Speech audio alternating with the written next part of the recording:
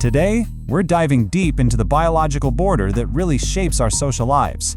We're going to go way beyond those simple labels of introvert and extrovert to understand the wiring in our brains that makes some of us want to be in the spotlight, and others, well, we just want a quiet corner. So, let's just start with a simple question for you. Do you think of yourself as an introvert or an extrovert? It feels like such a huge part of our identity, right? But the reasons why we are the way we are, well, they might surprise you. I mean, we all know the stereotypes. The extrovert is the life of the party, right? They're chatty, they love being the center of attention, and they just soak up the energy from a crowd. And then you've got the introvert, the quiet observer, perfectly happy in their own company, or maybe with just one other person. But honestly, that's just scratching the surface. Those are the symptoms, not the root cause. So let's get into it, because this is where things get really cool.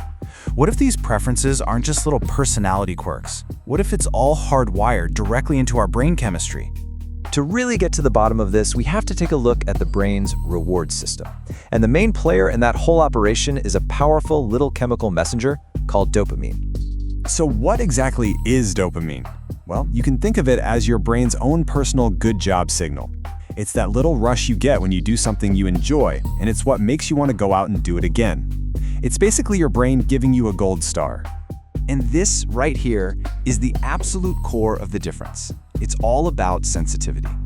Extroverted brains, they just have a lower sensitivity to dopamine. This means they need a lot of outside stimulation. Loud parties, meeting new people, big adventures, to really feel that rewarding buzz. But introverted brains, totally the opposite. They are highly sensitive. A little bit of stimulation is more than enough. And too much, well, it just gets completely overwhelming, fast. Okay, so that brings up a really big question then. If introverts aren't always chasing that big dopamine rush from the outside world, what's actually fueling their brains? What makes them feel good? Well, it turns out they're running on a totally different kind of premium fuel. So, let's meet the introvert's secret weapon, another neurotransmitter called acetylcholine. Now, unlike dopamine, which is all about external rewards, acetylcholine gives us a sense of pleasure when we turn inward. It rewards us for stuff like deep thinking, reading a good book, really concentrating on something, or even just diving into our own memories. So you see, it's not that introverts are boring, not at all. They're just getting their feel-good vibes from a different source. And you can actually see how deep this difference goes. Brain scans have shown that introverts often have a thicker prefrontal cortex. That's the part of the brain that does all the heavy lifting for deep, abstract thought and planning. They actually prefer this longer, more complex acetylcholine pathway, which is also tied to better long-term memory and learning. It's a brain that's literally built for depth. Which brings us to a concept I think we can all relate to, the social battery. We've all used that phrase, right? My social battery is totally dead. But the biology behind why it drains at such different speeds for different people is pretty fascinating. This is probably the biggest myth we need to bust right now. Introversion is not the same thing as being shy or antisocial. It's simply that for an introvert's super-sensitive brain, socializing is, well, it's a serious workout. Think of it like an energy exchange. An extrovert goes to a party and they leave feeling totally charged up. Why? Because all that noise and conversation finally gave their brain the dopamine hit it was craving. But an introvert goes to that exact same party and leaves feeling completely wiped out.